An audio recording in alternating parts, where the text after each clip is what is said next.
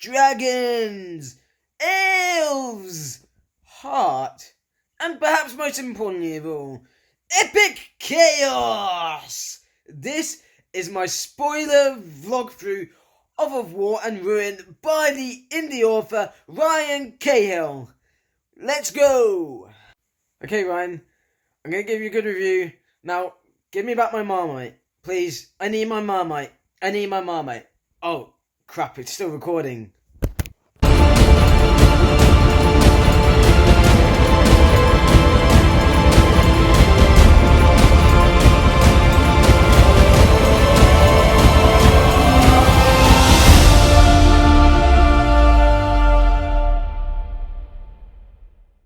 Hi guys, welcome back to Hobbit Hole Books. My name is Matt, also known as Miggins on Twitter, and today I'm doing something a little different. I'm going to be vlogging along my read through of War and Ruin by Ryan Cahill. I don't know how this is going to go. This is my first proper vlog that I've edited. I'm going to break it into bite-sized chunks, thoughts and reactions as I go through. I'll release the first one. This will probably come out. You'll probably be seeing this just a few days after the 19th, give people time to get started, and then I'll release them consistently as I go. I have it in my hands, the arc. I was like a kid on Christmas morning.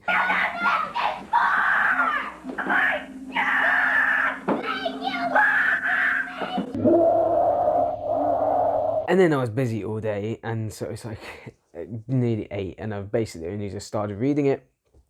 And my goodness, the prologue. This book is literally fire from the start. It slays right from the off. That prologue, it's just oof. You know, with Darkness and Light, I've said before that I didn't immediately get into it as much as other people did, but this prologue, just absolutely.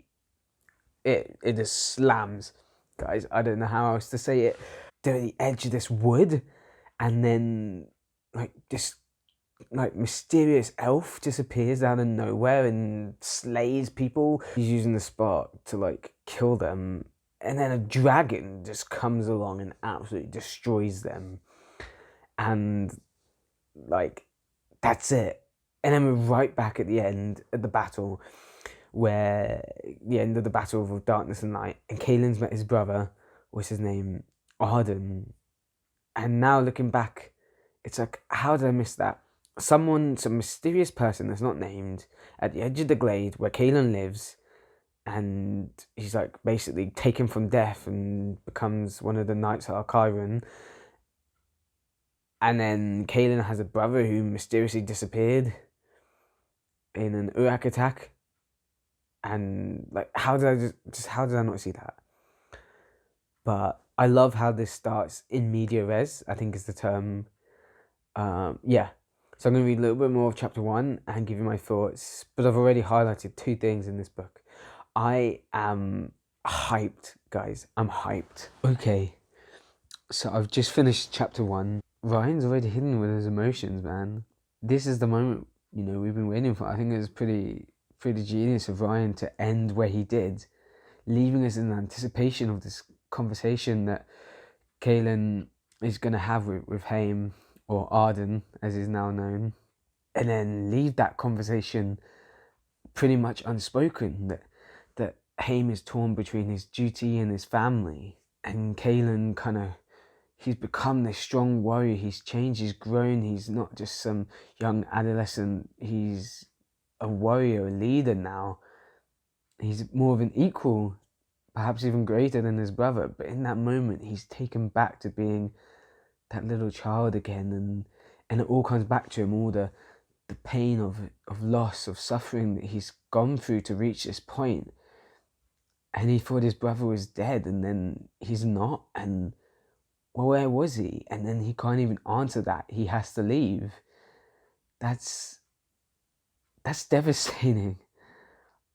I already feel myself getting emotional about it, I'm not that emotional about Grandmaster Verothim. I can't remember if I was emotional about that at the end. But, that's by the by. But that bond between Kaelin and Haim, that brotherly bond, that is just being savagely torn right now. This is a good start. yeah, I'll see you after my thoughts on chapter 2. Okay, I just started chapter 2, and I love this little moment between Kaelin and Valeries, and they're such intimate bond. And I remember in Of Darkness and Light, and there were moments when Valeries was flaring, was angry, and Kaelin had to reach out with their bond and calm them down. And in this moment, Valeries knew that Kaelin needed him, and he did the same thing for Kaelin that Kaelin's done for him. And I think that's a really nice touch. Um, I really appreciate that, Ryan. I don't know if that was deliberate, that it was kind of mirroring how the relationship between Valeris and Kaelin had been in Of Darkness and Light, and showing that even though Kaelin's a strong leader, he's grown, he's still, they need each other. It's not a one-way relationship, it's a symbiotic relationship. And I think it's one of the most special animal to human relationships in fantasy. Eragon, eat your heart out. Okay, so we've got this Arcana woman who is a mage. She's a Lorian mage. She's of the enemy. She's of the Empire. She's letting him go? What's her game plan here? And then she's got this guy, what's his name? Rucker. I feel like Rucker's like a Bjorn character. I don't know, I'm just getting like weird Swedish guy that lives in the woods vibes. I feel like Arcana is genuinely impressed and respects Kaelin because they both carry the power of the spark, but also she's not just gonna let him go, surely. Or maybe she knows that there's some trap waiting for them. I don't know. I'm intrigued. You got me intrigued, Mr. Cahill. But I can see it in my mind. I love seeing. It feels like the aftermath of an endgame battle. And Ryan, he talks about in his sort of acknowledgements at the beginning of the book that he wants this to be kind of like a really fantastic middle kind of book in his series, and that would kind of suggest that there's some kind of big epic battle conclusion. But Of Darkness and Light was pretty much that, it was almost well, it was a full-on battle. It wasn't a full-on kind of war, kind of Helm's Deep battle, but it's pretty battleistic. I don't know what the words are. Ryan writes the words, I read them. I don't say them because clearly I do not know English very well. Yeah, I'm intrigued to see, Ryan as an author will know you've got to raise the stakes each time. Well, this was pretty high, so I'm excited to see where we go. Yeah. Here we go. We've got Ryan. This is what makes Ryan special, right? Stuff like this. I'm just going to read a little bit from chapter 2. Madame Elmira had actually smiled at each of them when the group returned to the Cozy Daisy. I mean, first of all, naming it the Cozy Daisy, I'd forgotten about that. I don't know, it just makes me laugh. And in this line, Kaelin had been surprised the muscles in the old woman's face remembered how to form such an expression. Remind me not to get on the wrong side of you to insult me, Ryan, because, yeah, oh, that just made me chuckle, and I had to kind of share that, because this is what does make it special, that it's got this Irish wit to it, and I love it. I love it. Now, back to the Cozy Daisy.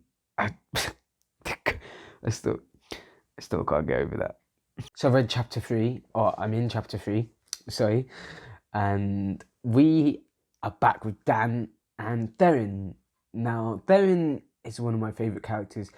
I don't know, I kind of feel like he's like the Tom Merlin kind of character, because like he was introduced as kind of like the bard in the first one, and I don't know, I just kind of can't get that image out of my head, like an elven Tom Merlin. And I love the banter that Ryan brings between Dan and Theron, and I really relate to Dan, that he loves to tease Theron. I'm always having fun with that, teasing people at work, and having that sort of banter. It's great. Makes the hours go by. Just one exchange that made me laugh when Theron says, "Do you ever run out of questions?" And then Dan says, "Does a bear in the woods?" "Yes." "Well then." Dan hadn't realised until after he had spoken that his analogy made little to no sense, but he was committed already. Better just to see it through. And it was at that moment, ladies and gentlemen, that I really acknowledged that Dan was my spirit animal, because that is me. I will follow through with a joke, even if it doesn't make sense as soon as it comes out of my mouth. And I'm sensing a theme here. There's already been reference to honour, and here we're referencing, or Theron is referencing, there was an argument back in Of Darkness and Light, and it is a struggle at times to remember things. Hopefully when in a couple of days Ryan gets around to writing these stories so far, I can pick up a few things that I remember. I didn't have time to reread before this, unfortunately. And he's talking about the argument between Aeson Verandir, who was the kind of leader of the rebellion in the past, if I remember correctly. Please don't crucify me if I'm wrong. And Lyri. And basically Lyri, one of the elves, and she doesn't... They've got like this beef with Theron because he was one of the elves that kind of retreated back to the Lynalian, their woods, and kind of left some of the other elves to try and save the civilization when the order collapsed and the empire rose. And so there was this kind of like rivalry between them, and Aeson stepped in and basically said to Lyri that you have no honour. And so Theron is kind of talking with Dan about honour, and of course in chapter 2 we had a reference about honour by another elf, actually. You know what, I didn't realise that. This is why it's great to do a vlog. You realise these things. And it was Beryl, the other elf. I'm going to lose track of all these elves, I swear. Yeah, so I'm sensing a bit of a theme here, a theme of honour, a theme of brotherhood and family, which has kind of been a theme throughout it anyway. And I'm enjoying it. But needless to say, Dan and Theron, those two together, they're some of my favourite characters. I would say probably Theron's my favourite. I quite like Theron. I'd say he's my favourite character, actually, of the series. Belina, sorry, I got that wrong before, is another fan fave, another favourite of mine, but for the kind of the comedic relief that she brings. And then I also rather like, what's the name? I should remember these names. What was I going to say? Oh, well, Kalimvar, obviously. He's a cool, Grand Master of the Knights now. He's in charge of them. Yeah, but I'd say Theron's my favourite character. And then Rist Havel, that's the one, Rist. How could I forget Rist Havel? And I loved him and in book 1, and he was kind of like a bookish guy, and his story is very interesting. I'm waiting to see how that turns out in this one. That's one that I've been eagerly awaiting. So I'm going to read the rest of chapter 3, but so far I was like, yes, Dan, Theron, this is a good time. Now, in case you didn't know, Ryan actually has a map on his website, a full map, because it's better than on the Kindle. And right now in chapter 3, we are in the Darkwood with Dan and Theron and Aeson Verandir. And then we got the King's Pass, which is really near where Kaelin and the others are. Now, I'm really, really hoping that they cross paths. I mean, look how close it is. So I'm really hopeful that actually they're going to cross paths sometime soon. So we'll see how that goes. But yeah, definitely check out Ryan's author website. It is awesome. He's got a mailing list, a glossary and different things, and this sort of semi-interactive map, which is really handy when you're reading the book and just on the Kindle. Okay, it's the next day. I am back and I'm ready for chapter 4, War Under the Mountain. Now, we have hit our first stumbling block.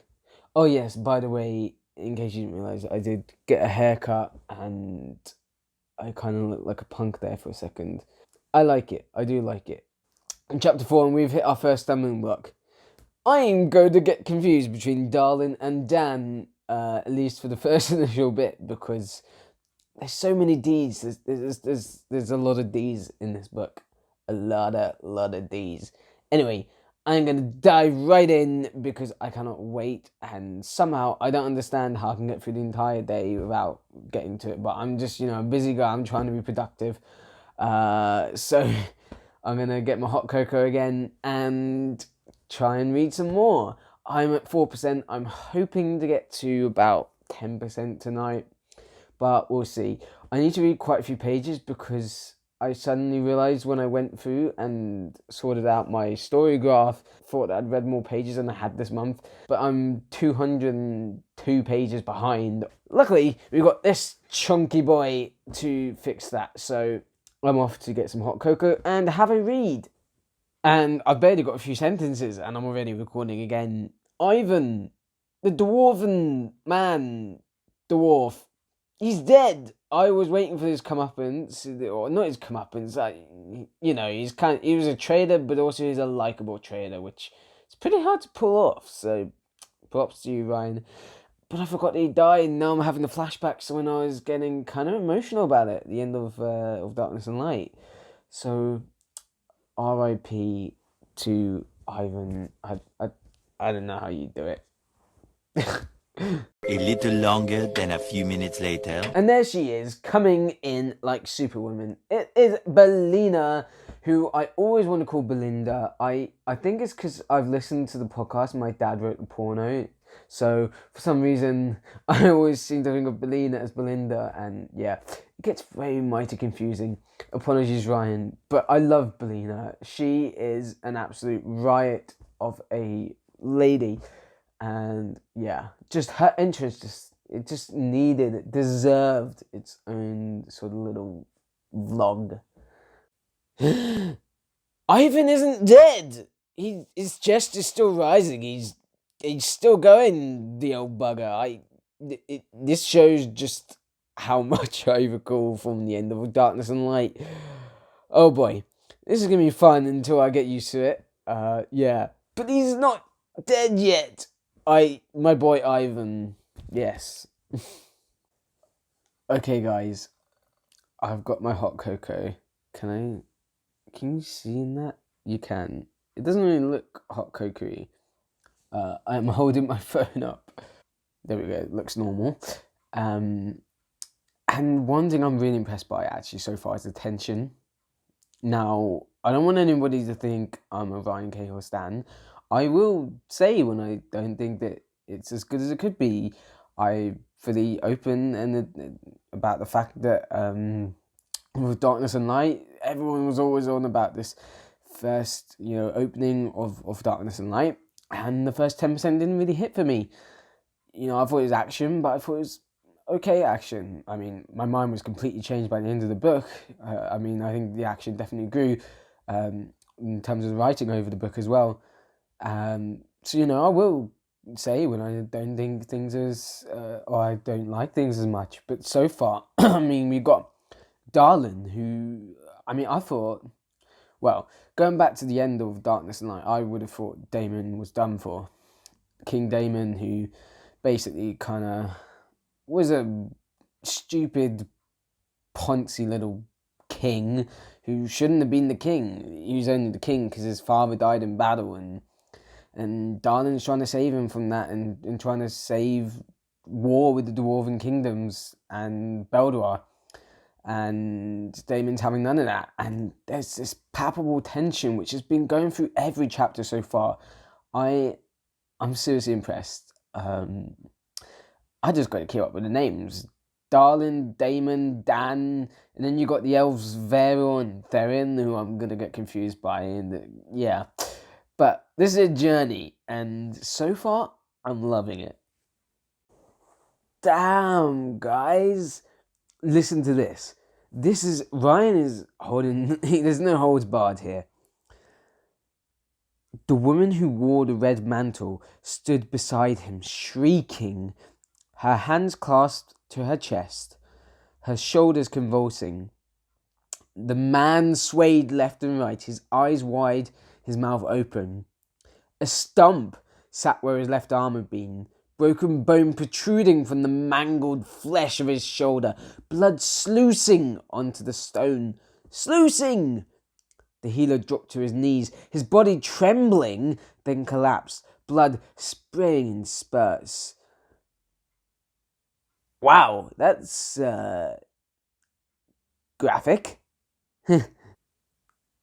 Guys, I did not expect this to go this hard. Wow. I mean, we're in the midst of a dwarven human battle, and these fierce dwarves are just coming at them and just slicing them to pieces with their axes, and everybody that's trying to help Darlin gets absolutely slaughtered to pieces, and my goodness.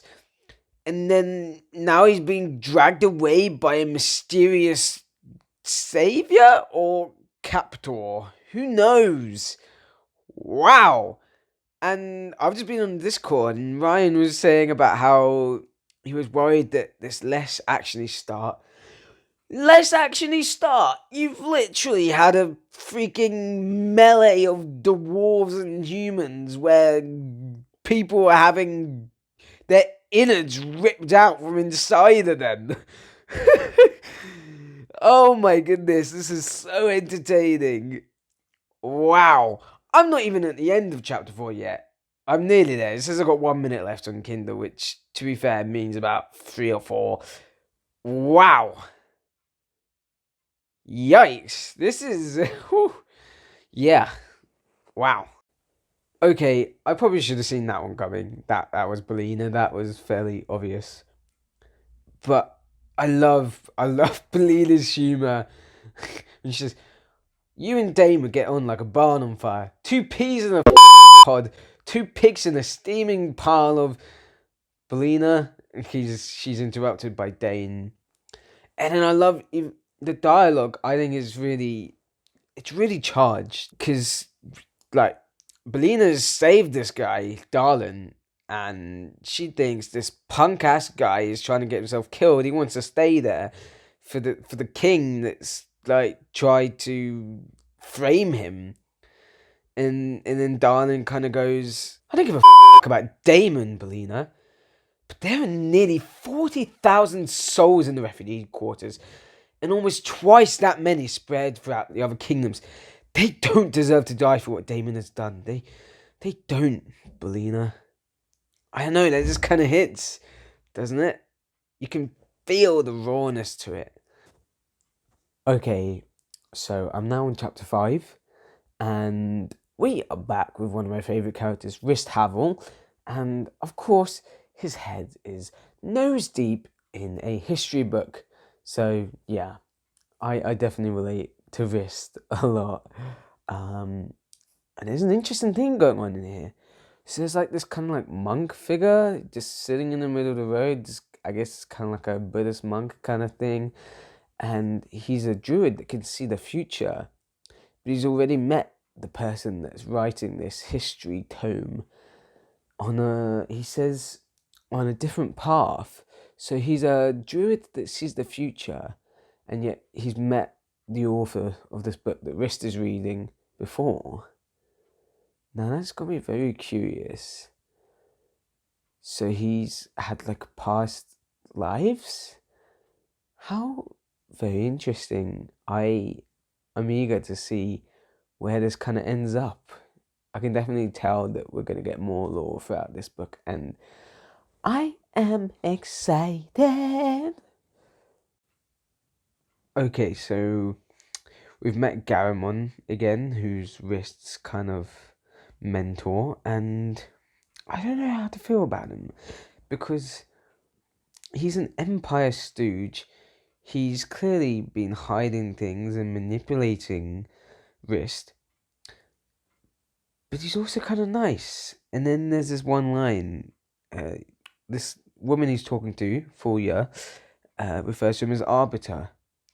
And Garamond kind of says, "Oh, please, that's an old title," kind of thing.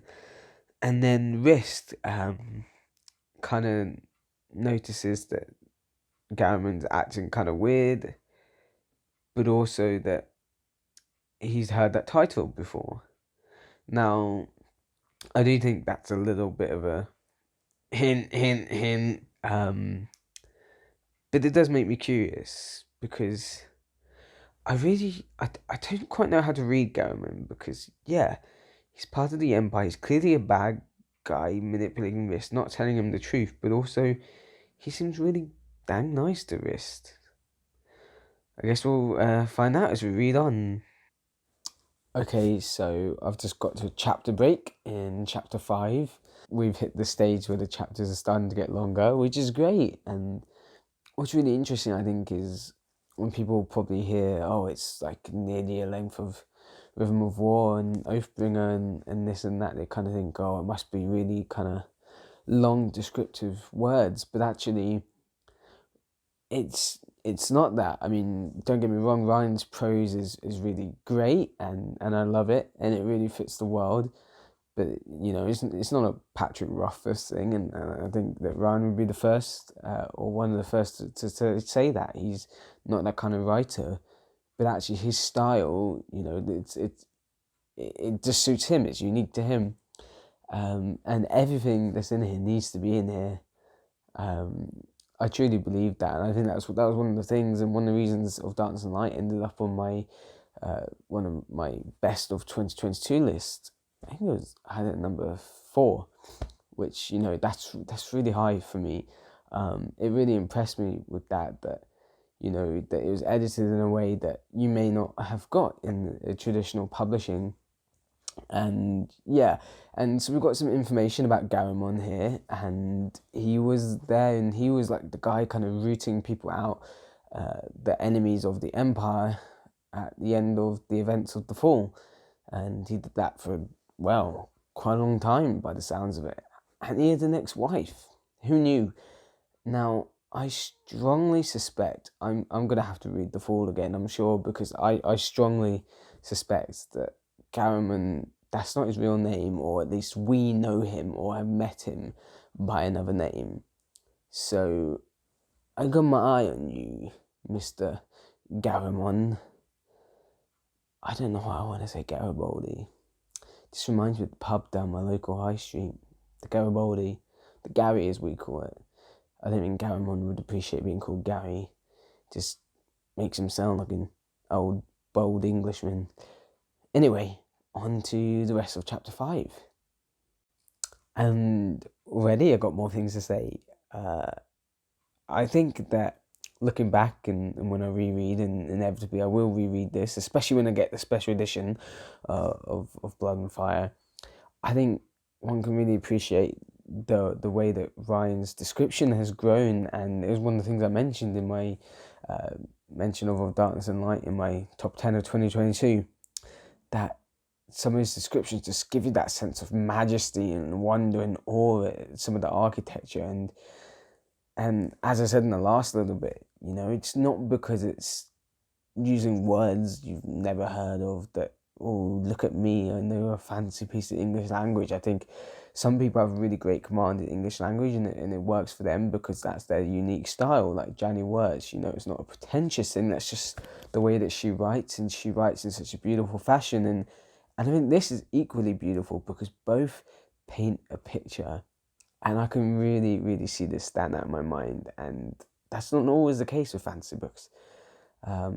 I do actually struggle to visualize things sometimes. I used to think I had that condition where you can't really kind of visualize things in your mind, perhaps because sometimes I struggled. And actually, you know, it's just that it takes a bit more than the usual to kind of get me to see these things in my mind. But with Ryan's words, they connect. And we've now got Fane Mortem, who I am supposing Ryan is going to do switch and bait, because he seems like the big bad, especially if you've read The Fall. And, you know, well, if you're watching this, surely you read The Fall. And, yeah, but he's kind of like a he's on more in the background. He's only made a couple appearances thus far, and we still don't really know what's going on with the Empire, and I'm really eager. I suspect we're going to get more kind of sense of that this book. But I've got a feeling that Ryan's playing some kind of switch and bait game here. That there's some other big bad that's going on. I don't know, I just got this feeling, and I want to share it with you all.